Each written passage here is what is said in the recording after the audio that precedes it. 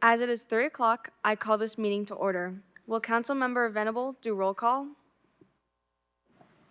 Councilmember Abdullahi, Honor Academy. Here. Councilmember Beljour, Career Magnet Academy. Here. Councilmember Powell, Career Magnet Academy. Here. Councilmember Thomas, Career Magnet Academy. Here. Councilmember Greenleaf, Central High School. Here. Councilmember DeLilly, Farragut High School. Here. Councilmember Devarakonda, Farragut High School. Here. Councilmember Kim, Farragut High School. Here. Councilmember Smith, Knoxville Montessori School. Here. Councilmember Dildine, LNN STEM Academy. Here. Councilmember Salmon, Paideia Academy. Here. Councilmember Jones, South Doyle High School. Here. Councilmember Agel, West High School. Here. Councilmember Anderson, West High School. Here. Councilmember Venable, West High School. Here. Councilmember Devarakonda is going to introduce our mission and vision for the Youth Council.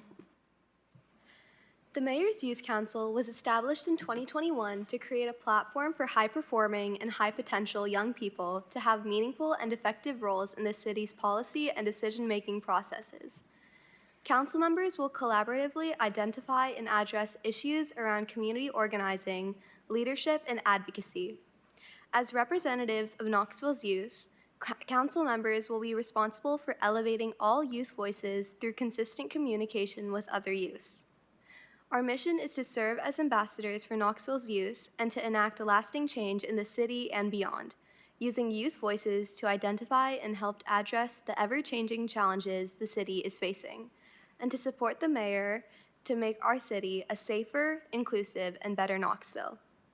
Lastly, the values we follow are self-reliance, integrity, relationships, leadership, and passion. Councilmember Beljour will state the rules and decorum for the council. All persons attending a public youth council meeting are expected to adhere to the following rules of decorum. Treat everyone respectfully, listen to youth council members and other members of the public respectfully, exercise self-control and avoid threats of violence and loud, insulting, demeaning, or offensive communications. Avoid loud conversations and disruptions in the audience. Give open-minded consideration to all viewpoints. Focus on the issues and avoid personalizing debate. Allow all members of the public to speak without intimidation or interruption. Embrace respectful disagreement and dissent as democratic rights that are inherent components of an inclusive public process and tools for forging sound decisions. Members of the public wishing to speak during the public hearing are encouraged and welcome to do so. Each speaker will have up to 2 minutes. At 1 minute and 45 seconds, a yellow paddle warning will be shown, and at 2 minutes, a red paddle warning will be shown. Councilmember Dildine will offer a welcome and opening remarks. Hello, everybody. Thank you for coming to the Mayor's Youth Council Civic Engagement Forum for the Youth of Knoxville. Our purpose here today is to discuss civic engagement opportunities and listen to what you have to say. Now, Emily Norris, Youth Engagement Manager, graduate of UT College of Social Work, and a crucial part of Empower Knox since 2020, will discuss Knoxville civics.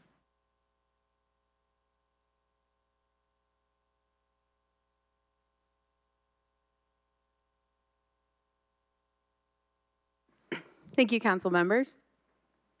I'm glad to be here today to talk to you all a little bit about Knoxville Civics 101. So today we're going to go over a little bit about the city of Knoxville, the structure of our mayor and city council, Knox County and county commission, Knoxville and Knox County planning, and our law enforcement and judicial systems. So Tennessee is a home rule state, so that means our local municipalities can pass rules on their charters that are not outlined in our state and our federal as illegal. So we're able to pass anything locally that our citizens request.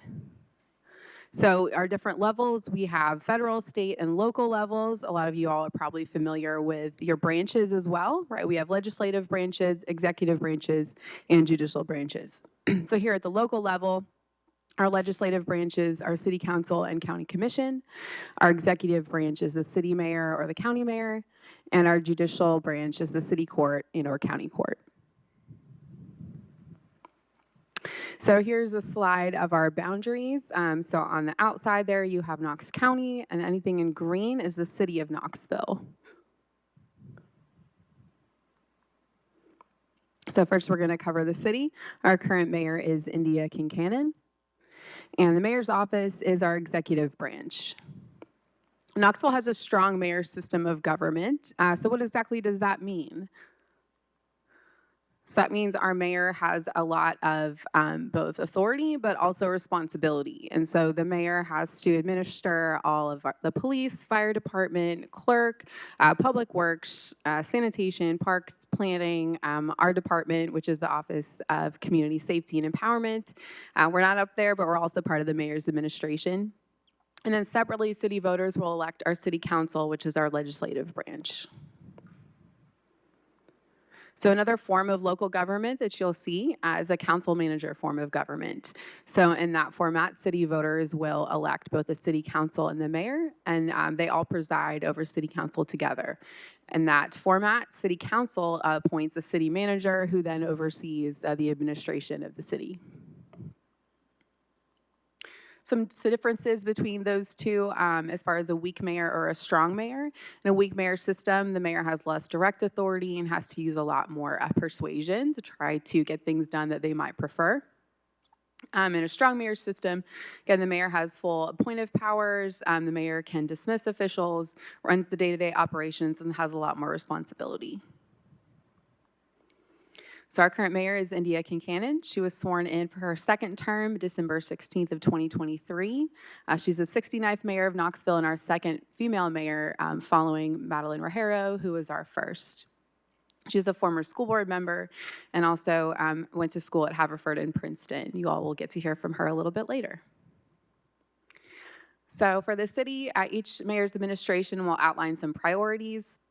As you can see, for the city of Knoxville, those are public safety, healthy and connected neighborhoods, a clean and resilient future, thriving businesses and good jobs, and good governance. Here is the city's org chart or organizational chart. That's a breakdown of all the different roles that we have within the city government and who currently fills those roles. It's a little bit hard to see. You can find this on the city website. If you want to kind of pick through it later on, you're more than welcome to do that. Everything in green that you see there at the top are the mayor's cabinet members. If you're familiar with a president selecting a cabinet, our executive branch is the same here. And anything in orange are some of our partner agencies. We have KCDC up there, as well as Zoo Knoxville is one of those, planning, any agency that we're working with in a partnership, but the mayor wouldn't have direct authority over as part of her administration. So here we have some faces to the names. These are the mayor's cabinet members. So up at the top, you have our chief of staff, that's David Brace. We also have on there our fire chief, Stan Sharp. Police chief is Paul Noel. My director is community safety and empowerment chief, LaKenya Middlebrook. Then as you move further to the right, you'll see we have a chief of urban design and development, a chief operating officer, chief policy officer, chief finance officer to make sure, right, our budget is straight and how we're spending money in the city. We also have a chief communications officer and a law director.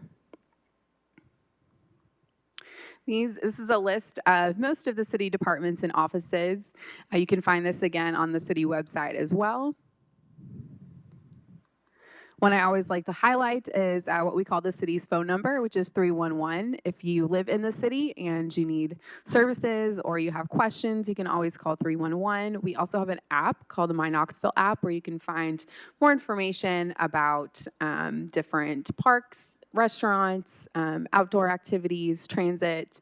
If you want to report a pothole, you can take a picture of it and upload it right into the app. Our legislative branch is City Council.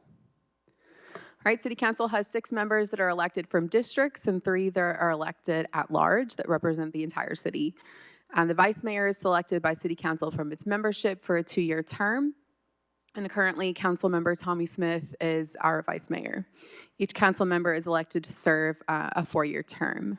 I do want to recognize we also have Council Member Seema Singh with us today. So Council Member Singh, thank you so much for attending. And give her a hand.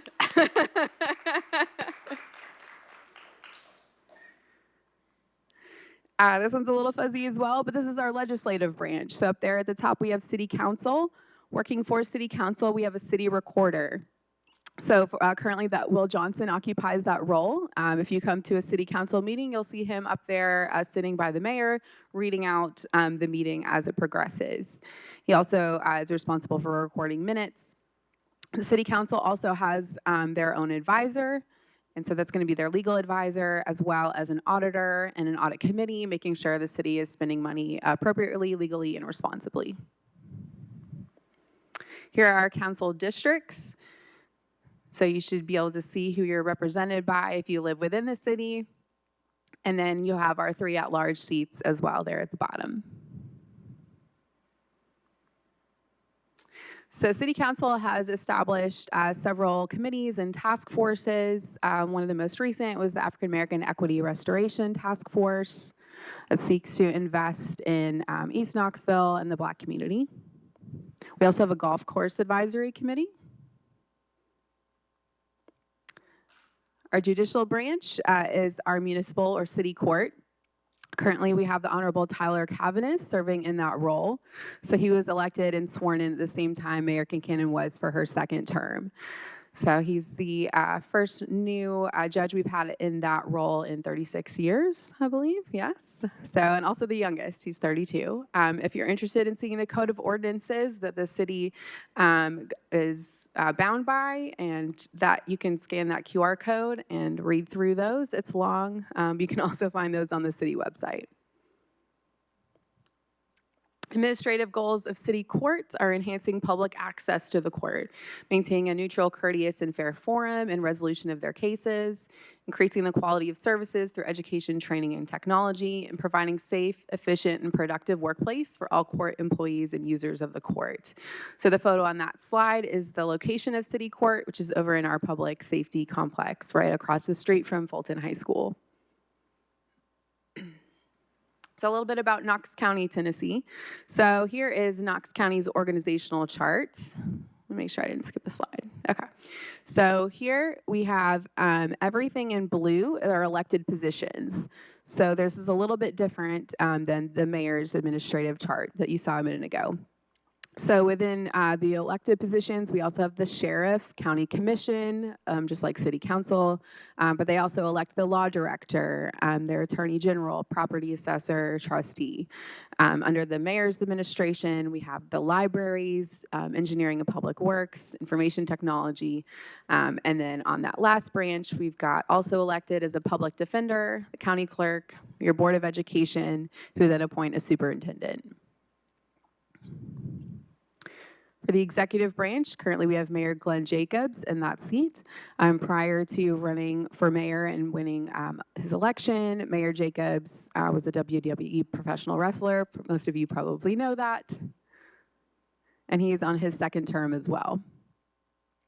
Some of the departments under the mayor's administration are finance, engineering and public works, risk management and human resources, the public library, communications, and information technology.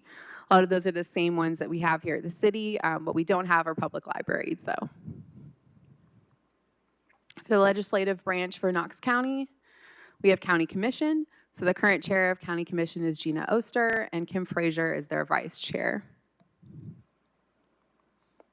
So here are the county districts. It's a little hard to see the boundary between 1 and 9. They're really close in color.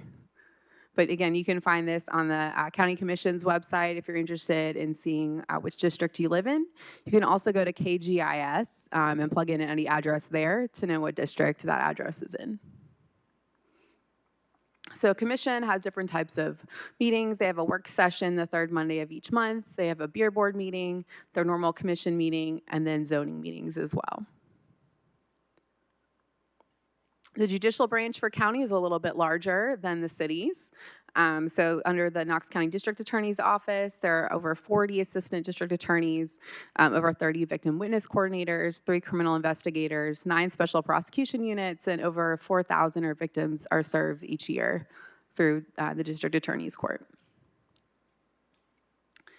The public defender's office. The public defender is also an elected position, and they try to provide a lot of wraparound services for their clients and try to provide pathways out of being involved in the justice system. They also, as part of their programming, offer an after-school program for kids. One of our joint offices is Knoxville and Knox County Planning. So our current executive director is Amy Brooks. They do plans review, rezoning, use owner review, plan amendments, and appeals. The reason that planning is so important, you want to know about planning, is that they do zoning and land use. So how we're able to use land within the city, how we're able to use land within the county. Ongoing projects, each year the city of Knoxville has to have a one-year plan, and they've also been very involved with the Advanced Knox, which is our growth plan for Knox County. Zoning, and why does it matter? Zoning is how the local government regulates and develops land within its control and purview. It also helps protect our local environment, keep property values stable, and how zoning is used. At this moment, we're looking at to increase the number of housing that we have available to look at bringing costs down for housing. Our law enforcement systems, we have the City of Knoxville Police Department, if you remember from the chart earlier. So the Chief of Police is an appointed position under the mayor, so he does answer to the mayor. The police department is splits up the city into 3 districts, east, west, and central for services. And the Knox County Sheriff is an elected position. So he's elected separately and does not answer to the mayor, and that's the difference between those two. And I always like to plug our youth and young adult civic engagement opportunities when I'm talking to groups of youth as well. As part of Empower Knox, we have our Mayor's Youth Council, which is our group sitting up here. We have a Mayor's Community Empowerment Roundtable that's made up of youth organizations around the city. We have Empower Knox grant funding that we offer to youth organizations. We have Summer in the City internships. Those are paid summer opportunities for young people ages 16 to 22 if you want to work in a city department over the summer. We have a new Mayor's Emerging Leaders Council for young people 18 to 24. And then we do have several partnerships with National League of Cities as well. A little about our youth council. This is from our youth summit last year. They held that at the Change Center. So at that summit, they interviewed Mayor Kincannon, and then Councilmember Singh also attended that one. We were so grateful for that and spoke to some small groups of young people. Our youth council also passed a resolution on the city council's agenda. This was last year, wanting to recognize gun violence as a particular threat for young people in Knoxville. This was right before the special session, and they were requesting that our state legislature do something about gun violence. And while that was passed at our local level, because we don't have jurisdiction or purview over gun laws here, legally it didn't impact anything. However, it does make a statement. Our youth council in the past has also presented to city council, as well as interviewing Chief Noel right after he was hired. Here's a few pictures from our Summer in the City program. As you can see, we have jobs anywhere from fleet to Parks and Rec, office jobs, work with the police department. And that's all I have for you today. Any questions?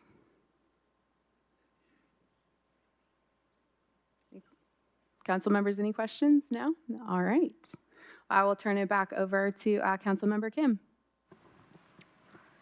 At this time, everyone is welcome to take out their phones, or if you came with an adult, to use their phone. Please scan the QR code present on the screen. It will lead you to an activity on Mentimeter, which will give you questions we'll be addressing later on today.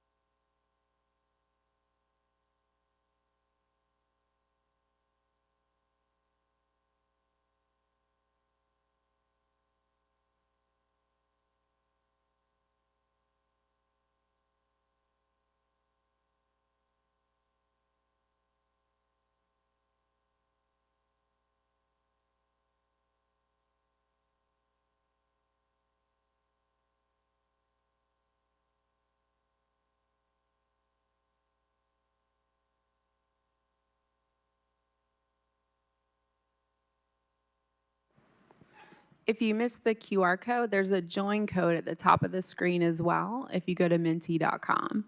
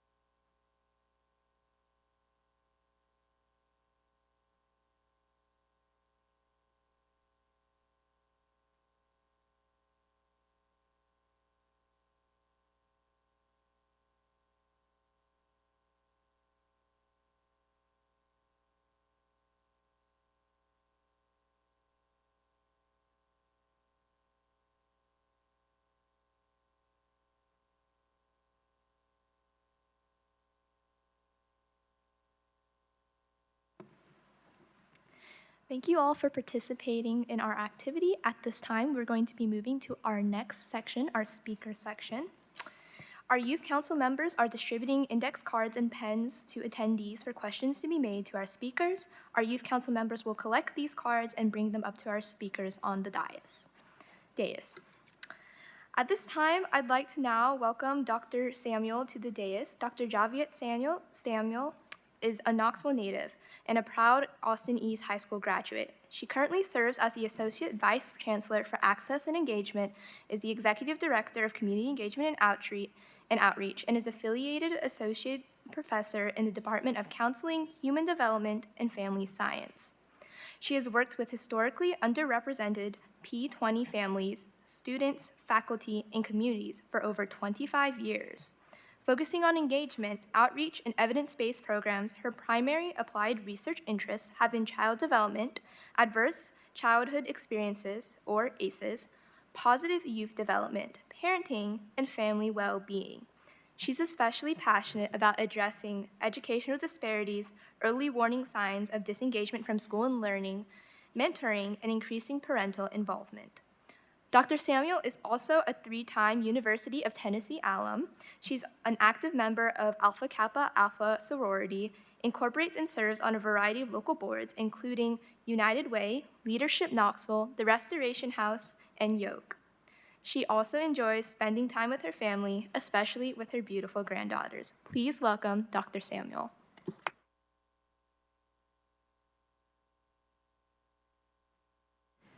Thank you for joining us, Dr. Samuel. Our first question to you is, what does youth civic engagement mean to you? What does youth civic engagement mean to me? It means providing opportunities for young people. I don't think about young people as future leaders. I think about you as leaders of today. Your voice, your thoughts, your priorities, quite frankly, in all the ways that you see that we can make our local community, our region, our state, our world a better place, all falls into civic engagement. I think it's everything from service to understanding the different branches that Emily just put up on the screen to, again, thinking about how you solve these kind of grand challenges, how you understand data, how you understand national issues that affect young people at the local level, and probably most assuredly how you use your voice. I think that often as adolescents and young people, perhaps it might seem as if there's not a whole lot of place and space and room for voice, but I can tell you many of the great things that have happened in this country and beyond really started with ideas from young people and the ways in which they were engaged civically. So one of our audience questions is, do you believe there is a lack of interest in civic engagement due to stigma surrounding it? And how does the Mayor's Youth Council aim to combat this? Do I believe there's a lack of interest? I think there might be a lack of awareness. So speaking to some of the topics that I just mentioned, that often if a young person doesn't necessarily see the connection between an issue, a topic, an area that might be a challenge and what their role could be, perhaps there's a mismatch in understanding and awareness. I do think that when that mismatch is addressed, when there are opportunities and ways to think about your role as citizens, your role in terms of having a voice, then often that gap can diminish. The B portion of the question had to do with the Mayor's Youth Council. I think this is an amazing way to learn more, to be active, to be leaders, to have a voice. And I also think it opens the doors to lots of additional opportunities to collaborate and to think about the ways that we can continue to help raise up a generation, quite frankly, of civically engaged leaders. Our next question is, as a young adult, do you participate in your local government? If yes, how did you do that? If no, then what prevented you?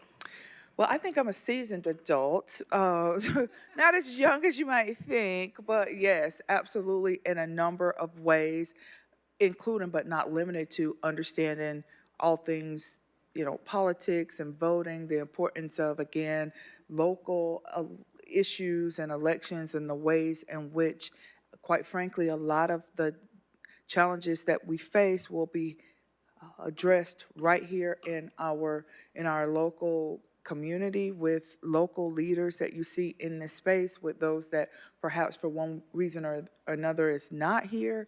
And so that is a way I can tell you, as a professional, there are a couple initiatives that we have at the University of Tennessee that we really are helping to start to prepare young people to think about all things civic engagement, having a voice, being a change agent in the community, and not necessarily wait until high school. We have middle school initiatives that we have young people engaged in as we think about all the ways that we know there can and should be a voice. We are always thinking about multiple modalities, so in-person events and initiatives, but also thinking about social platforms and the ways in which we can use 21st century technology to our advantage. It's not going anywhere, right?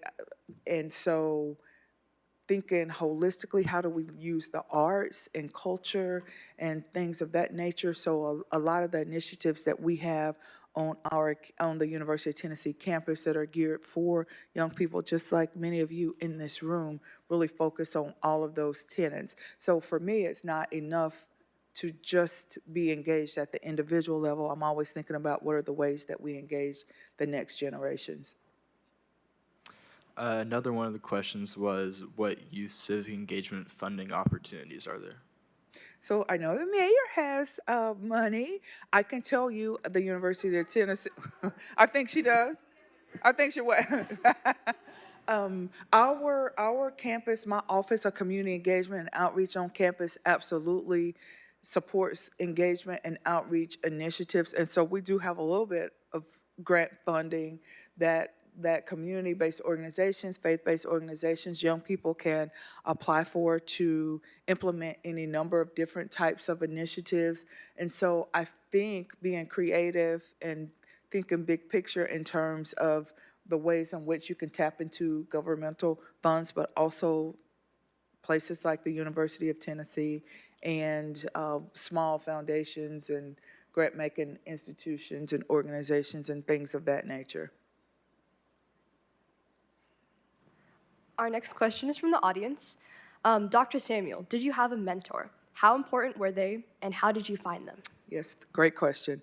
Yes, I have multiple mentors. I found them because I said, "Oh, you're great. You're a walking wealth of information, and you're going to be my mentor." Now, normally you would want to ask that question, right? You probably wouldn't want to just say, "Hey, you're the one." But I can tell you that I have different mentors for different things. I have a mentor that I've had almost 30 years for my career.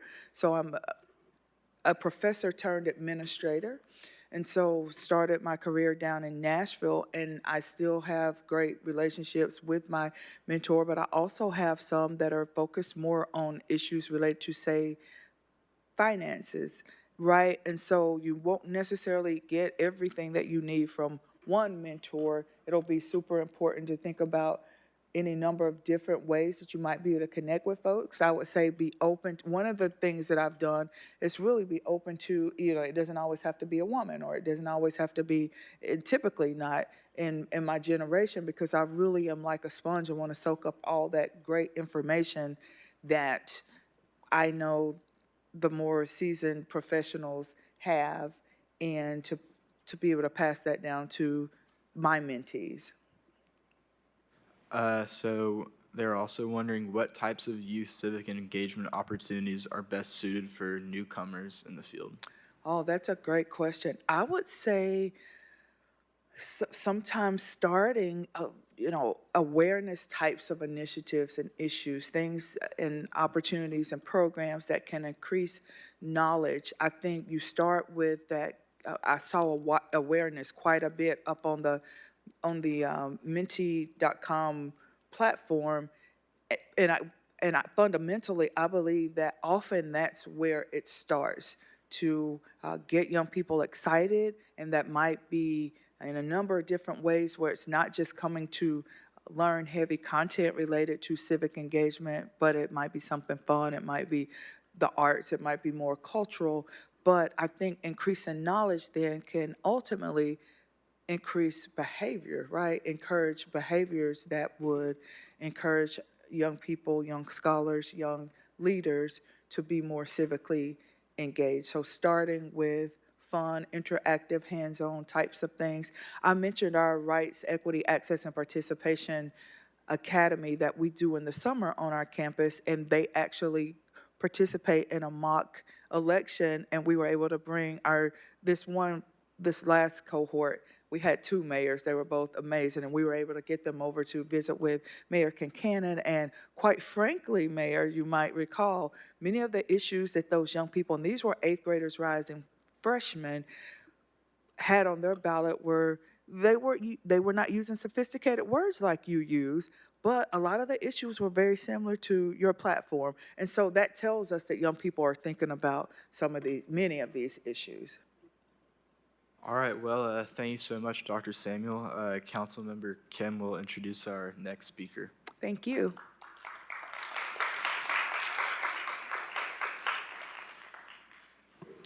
Thank you so much, Dr. Samuel. At this time, I would like to introduce Mr. Christian Cervantes. Mr. Christian Cervantes is a dedicated public servant with a background in political science and public administration. He graduated from Middle Tennessee State University and earned his Master of Public Administration from Louisiana State University, where he also serves on the Young Alumni Advisory Council. Currently, Mr. Cervantes is the coordinator of civic engagement in the Tennessee Secretary of State's office. Tennessee Secretary of State's office, yes. And he brings a wealth of experience from his work on numerous local, state, and federal political campaigns. Please welcome Mr. Cervantes.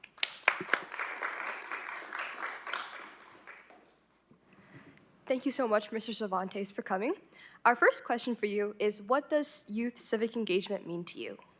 Yeah, youth civic engagement is something that I think just unites people together so much, especially from any sort of background. We bring so many students to the state capitol every year for our civics essay contest, which, let me just brag on Jasmine for just a second. I'm going to embarrass her. You know, it's one thing to bring a student up to Nashville, but when you're here where they're from, it's great to be able to see them and engage them and let them know, let everybody know just what a great job she did with her essay. So, I mean, if we could just give her a round of applause, because I think it's fantastic.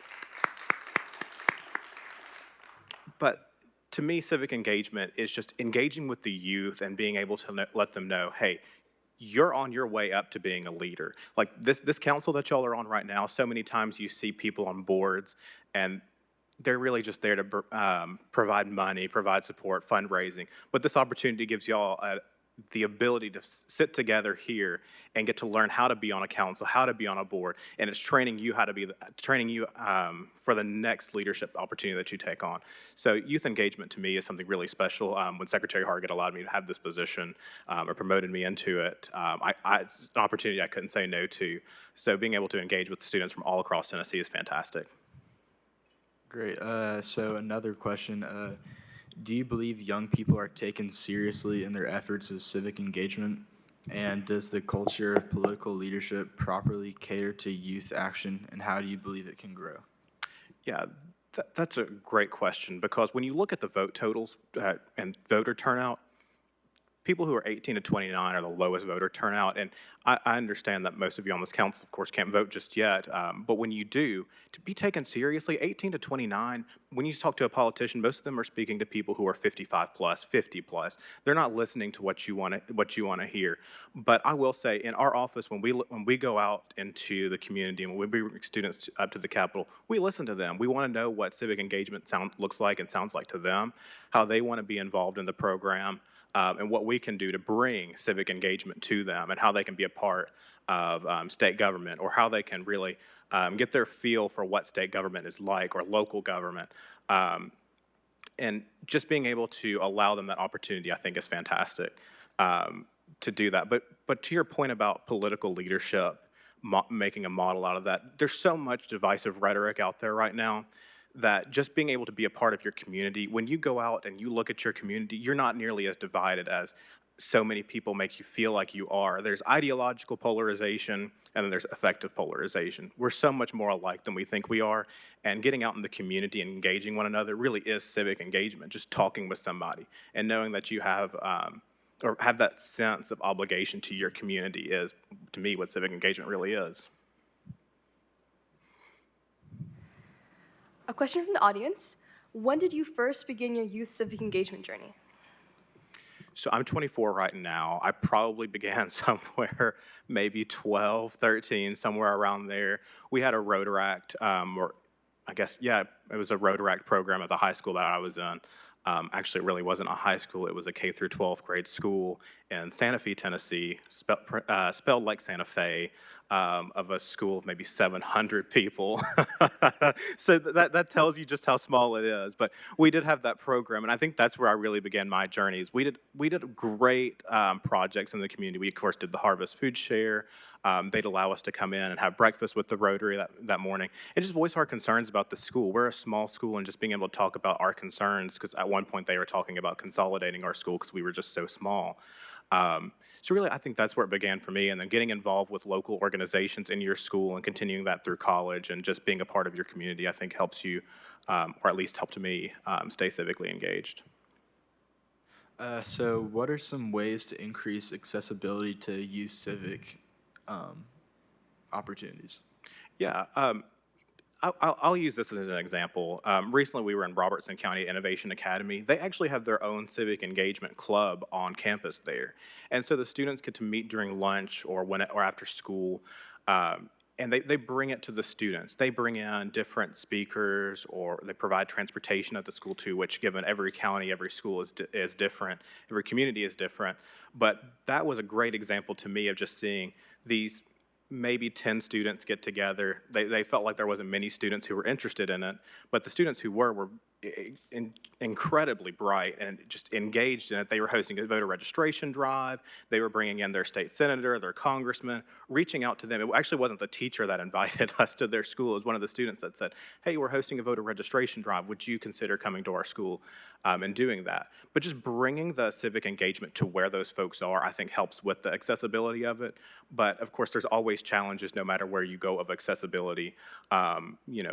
It's the 21st century. We try to make it as accessible as possible online. Our Instagram DMs are constantly open on the Secretary of State's Instagram, our Facebook messages. We check those. Our comms team will respond to you so quick if you have any questions about our civic engagement programs. But that's just speaking to our office. But like I said, every community may be different on accessibility. Okay, our last question is, what final advice do you have for young people in Knoxville? I'll say this.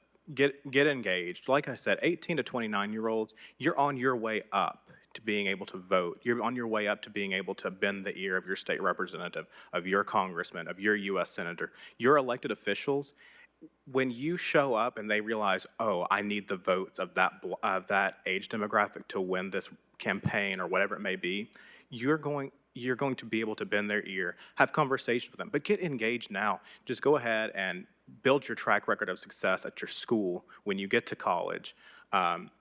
Whatever it may be, I think is the best piece of advice that I can give to you. Just continue to learn, get a mentor, somebody that you can learn from, and work your way up from there, because you'll be a force to be reckoned with.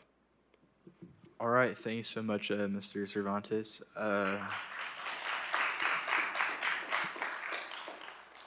Councilmember Kim will introduce our final speaker. Yes, thank you again, Mr. Cervantes. At this time, I would like to introduce and call to the dais Mayor India Kincannon. Mayor Kincannon was sworn in as the 69th mayor of Knoxville, Tennessee on Saturday, December 21st, 2019, with a commitment to putting people first. She's currently in her second term. Prior to being elected to office, Mayor Kincannon served 10 years as a member and chair of the Knox County Board of Education. She has been a teacher, a budget analyst, and a paralegal for the Department of Justice, where she served as an undercover housing tester for the Civil Rights Division and helped translate for the Narcotic and Dangerous Drug Division. Mayor Kincannon attended the Princeton School of Public and International Affairs and earned a master's degree in public affairs and urban and regional planning. Please welcome Mayor Kincannon. Thank you.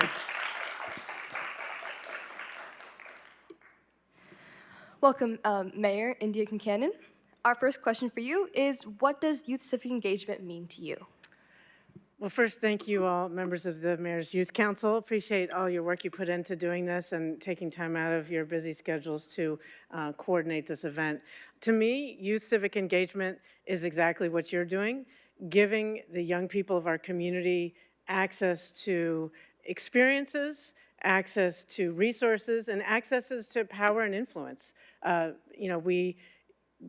everybody is ready, willing, and able to do that, but there are more people of your age who are than we ever anticipate, and you guys are just great ambassadors to encourage more organizations to empower the young people in our community. So that's my take on it, is give young people access to experiences, influence, power, and resources to have their voices heard.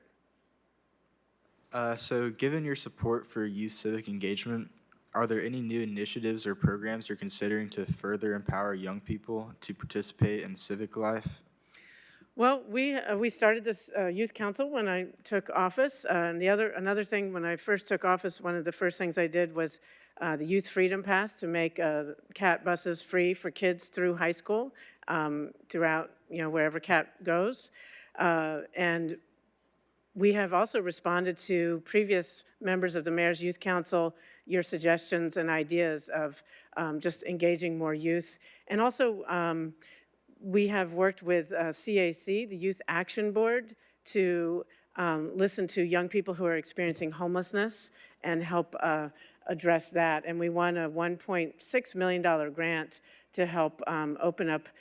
We're in the process of working with various partners to open up a shelter that's particularly for young people who are aging out of foster care and need help to find a home, need some sort of like transition housing.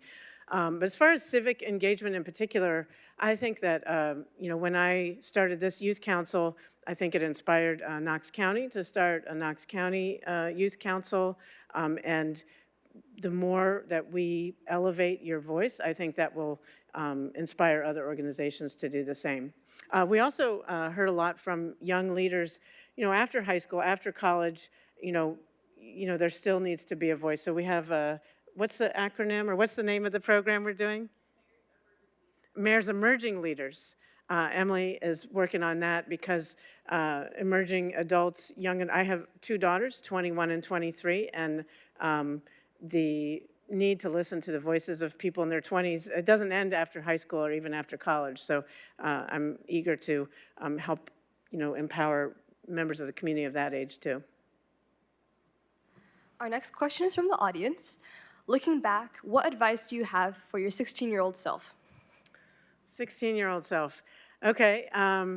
Well, it reminds me that there's a lot of ways to be civically engaged. I grew up in a rural county in Virginia, and I didn't really know any of my elected officials, or I don't think they had youth councils or anything. But I think that getting involved inside the school, in clubs and sports, that was really helpful. I had no idea how helpful that would be the rest of my life, because the things that you do, I was like secretary of the history club, and I was captain of the tennis team, and those skills that you learn working with other people, leading through consensus, finding common ground, those are really helpful. And some people, a select few, might have the opportunity to serve on a council like this, where but not everybody can do that. But there are ways to be engaged and train yourself and learn how to interact with people at the school level. So I would just say to my 16-year-old self, those things are worth your time, as and study hard, and those are things that I would tell to my 16-year-old self, and also to current 16-year-olds. The other thing I would say is, just because you don't see people like you in the role you may want to be, don't assume that you can't do it. Because when I was growing up, I didn't know any women in elective office, like zero. Whether school board, county commission, I didn't even live in the city, so there was no city council.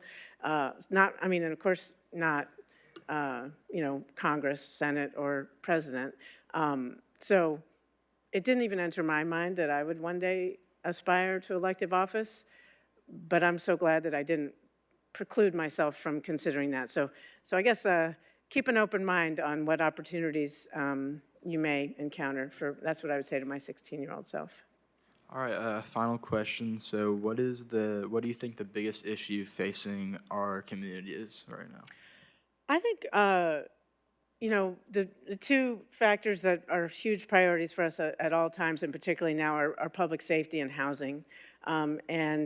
Thankfully, crime has gone way down, and our violence has gone down. And, while we still have issues with that, we have made considerable progress on reducing violence in Knoxville. But housing is still a very persistent problem, and we do have a plan. We have, since I've taken office, helped contribute to the construction of over 4,000 new homes at all different price points, and yet people keep moving here. So I think managing growth in a way that's equitable and sustainable is our biggest challenge.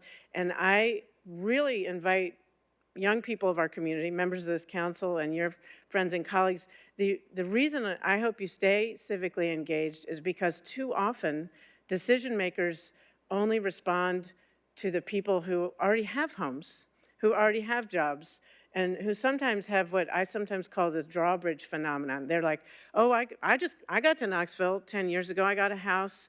I got access to things that I want and need. Let's pull up the drawbridge and make it hard for anybody else coming after me. And that's not fair. It's not right. And it's also not actually addressing the people are coming regardless of whether people like that or not. I love the energy in our community. I love that we have new people coming in, but we also need to make sure that people who, of all means and all parts of the city, have access to basic things like jobs, housing, and a high quality of life. So managing growth is our biggest issue, is my answer to that question.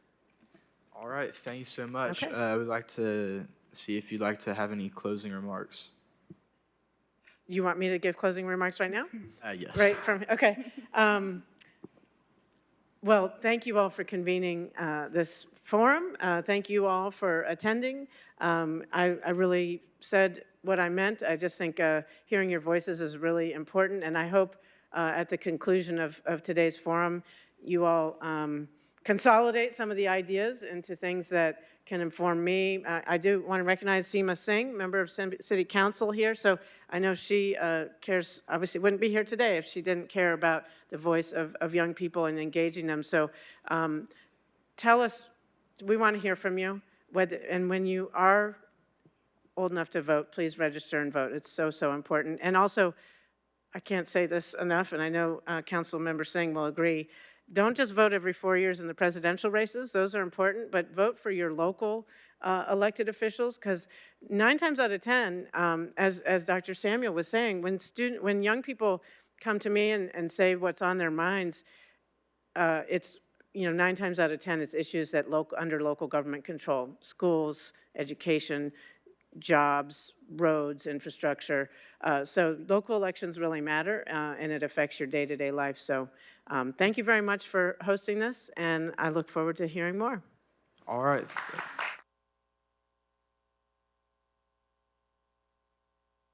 All right, thanks so much. I'd like to turn it over to Councilmember DeLilly. Now we will be moving into the public hearing portion of our meeting. I'm going to turn it to Councilmember Thomas to introduce our first question. Our first question is, do you feel enough civic engagement opportunities are provided to young people? And along with that, do you feel civic engagement is talked about sufficiently in school, after school programs, etc.?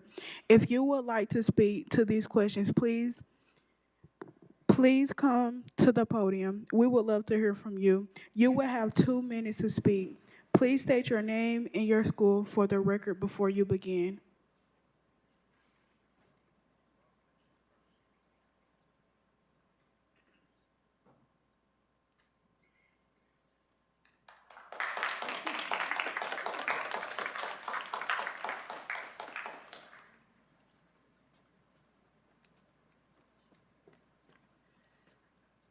Sophie Liu, Farragut High School. In regards to the first question, do you feel enough civic engagement opportunities are provided to young people?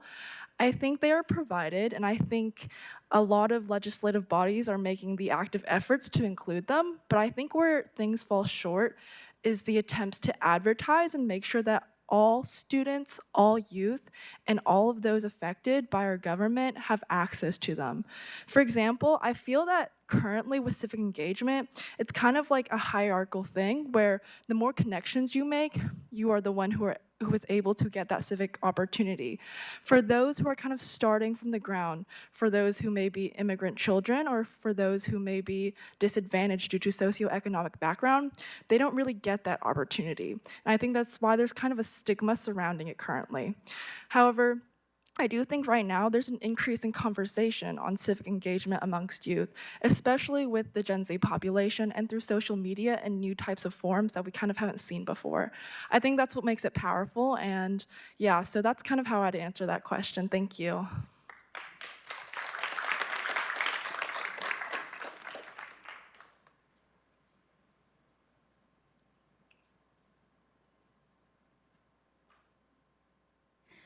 Now, I will turn our second question to Councilmember Salmon. Thank you. Our second question is, do you think that youth civic engagement opportunities are accessible?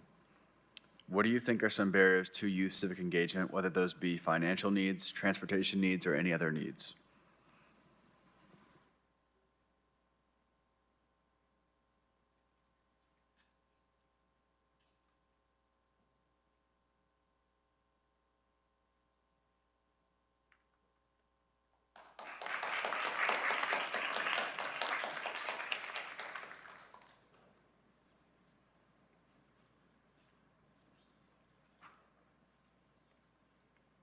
Albert Liu, Farragut High School. For how accessible civic engagement opportunities are, I think that's where like the issue is, because I know there's so many things out there. Like you have your youth thing, and when I'm so sorry, I'm forgetting the name, but when the presentation was going up, there was like a huge list of like different things that we could get involved in, and I like to think of myself as like trying to be as civically engaged as possible, you know, at our school. Like we're in the different clubs, like youth in government and what have you. But just those opportunities that are all out there that I know are out there, I just hadn't like even heard of them. And so as far as accessibility goes, I think that it would be good to improve like the awareness of them, which is like kind of what I'm trying to get at. Like we have this huge volume of civic opportunities, and obviously there's so many kids who want to be part of it. Like anytime the Knox County like Instagram posts about early voting or voter registration, like all of my friends are reposting that and like talking about the news, but there's not that many people here today like at these kinds of events. And so as far as accessibility goes, I feel like it is accessible right now, but I think we could do a lot better.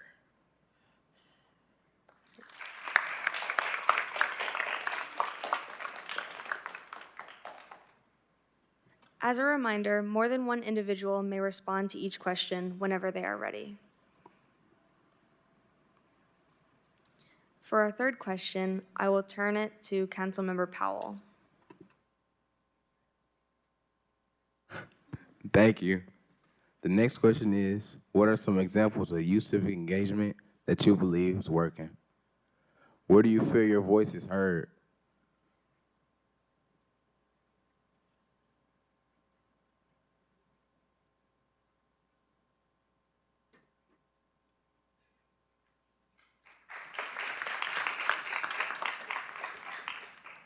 Sophie Liu, Farragut High School.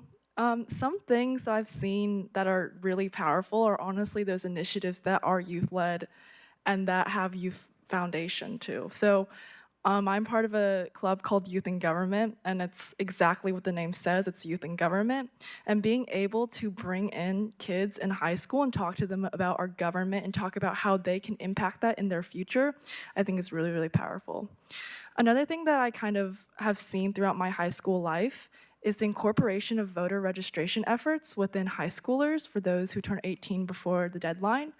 Unfortunately, I do not turn 18 before this year's election deadline, but I know some of my friends who do. And seeing the League of Women's Voters in our commons at my high school, for those to register, I think is really powerful, because I think that voting should be kind of regarded as a coming of age event, almost like when you go pick up your cap and gown in high school. I think having that, that presence there, making it part of our culture as a society is very, very powerful. Some other things I've seen, this is really powerful, having youth come and be part of a board and kind of have their voice being heard every single, regularly in front of real politicians and real leaders. That's something really powerful. And in terms of my voice, I feel like my voice is best heard when I talk to everyone and when I talk to youth, especially, like right now, or I'm at school when I talk to teachers, or when I get the opportunity to interview someone, I make sure that they hear my side and I hear theirs. So yeah, thank you.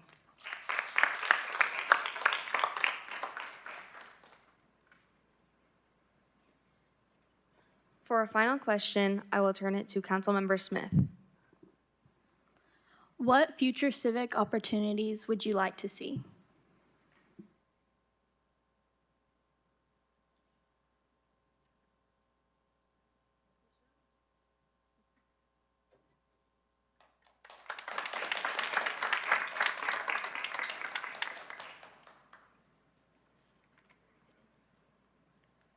Hey y'all, my name is Terrence Norman. I go to the University of Tennessee College of Law. A little bit older than most of the people speaking today, but I would like to share that I think when people are running for local office, for mayor, city council, even state office like the state house, state senate, I think that they should include young people in their campaigns. We know people under 18 can't vote, but people under 18 have a stake in the future of our society. And I think that by offering internship opportunities and opportunities to help create, campaign messaging and things like that, more than just boots on the ground work, but genuine opportunities to have an impact on the platform of a campaign and what that looks like would be a great way to get youth involved in civic engagement. Thank you.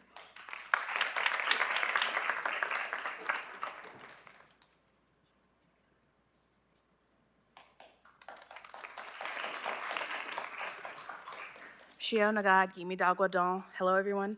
My name is Kim Smith. I'm a resident of Knox County. I wanted to speak to you all about my appreciation for your investment in yourself and in our community. I do want to address some things that need to be more invested in when it comes to civic engagement for our youth. It needs to be a discussion throughout a young person's life, not just in school. But if you're in sports, coaches should be talking about why this matters and why it's an integral part of a whole person's identity beyond just school or just the internships you get. It needs to be something that's supported by your religious leaders, by your friends and community. So while you all have the floor and you're in this role, start talking about this in other areas where students aren't really actively speaking to civic engagement. So that's something that you all can do as individuals, asking parents to bring this conversation up to their friends, to talk to their kids about. We have a demographic here that are passionate young people today, but that demographic that doesn't know is somebody that you can reach out to in school. I do want to also say a future civic engagement that should be taking place is more mentorship with leadership. So I'm going to turn to the panel, the wonderful panel that came today, and say, like, this is an opportunity that I would love to see if you all would be willing to take on mentors, that mentor role. What do you see in a mentee so that these young people can prepare themselves to be grooming their resume, to stand up and say, I can be that mentee you're looking for. So that's just one thing that I'd like to say. Could be another opportunity as mentorship with these leaders. Thank you.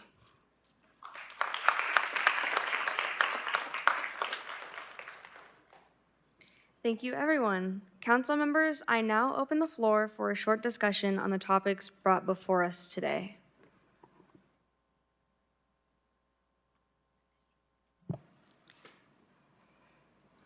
Councilmember Abdullahi. I make a motion to increase awareness about these types of opportunities to our peers by either like social media presence or like spreading it around high schools in that way. I second. Open for discussion.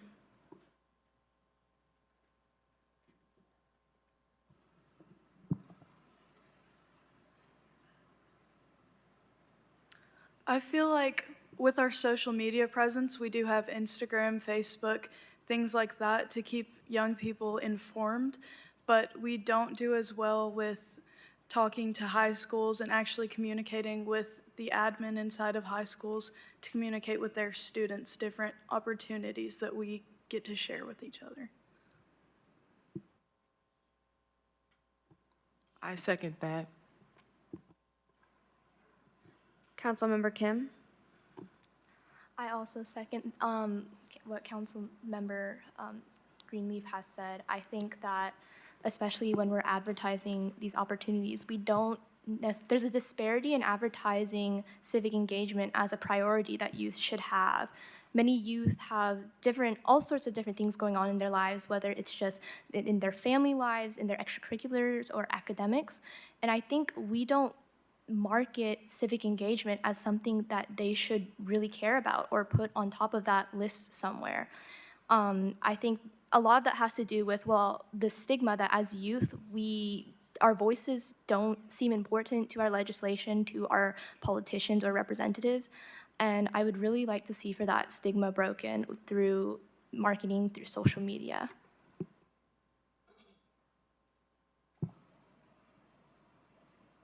Seeing no further discussion, we can now vote on this motion.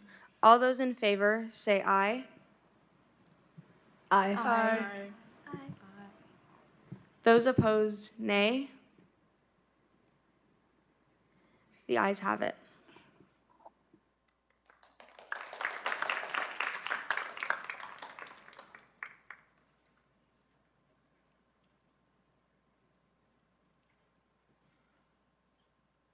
The floor is open for discussion again, open for another motion.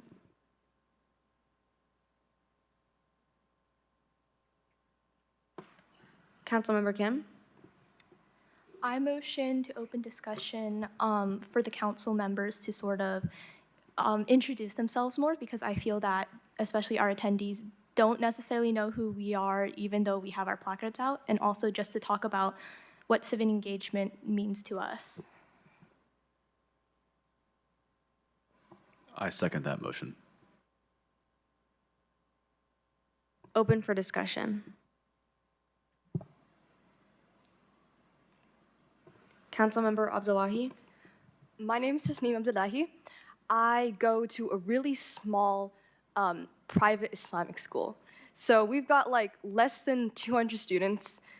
It's like a school from like early childhood development to like 11th grade. And so something really important to me is coming to these councils or anything to keep myself civically engaged and keep our voices out, since we're such a small population and that we're not really outspoken in the sense that we're kind of all together, same ideas. So something that I really like about these councils and everything is that different people from different areas can all speak to their ideas. We can all share them and improve our society.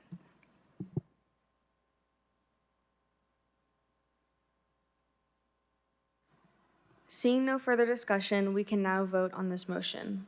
All those in favor say aye. Aye. Those opposed, nay. The ayes have it. Council members, in the interest of time, I'm going to adjourn this meeting. Thank you.